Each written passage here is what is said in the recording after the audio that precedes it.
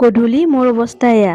আপোনালোকে নিশ্চয় ধৰিব পাৰিছে, হয় আজি মোৰ বাৰ্থডে বুলি ৰাতিপুৱাই গ'লো মন্দিৰলৈ আৰু মন্দিৰ গৈ পায়ে যি লাগে গোটেইখিনি লৈ মন্দিৰৰ ভিতৰত সোমাই গ'লো।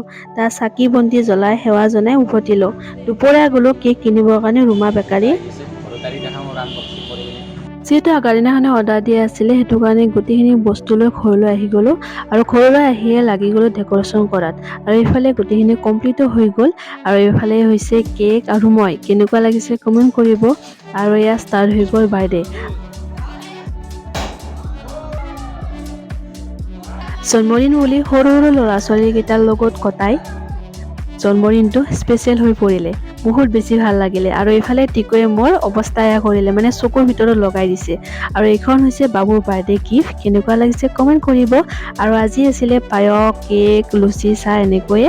যোনে যোনে লং ব্লগটো চোৱা নাই এবাৰ চাব।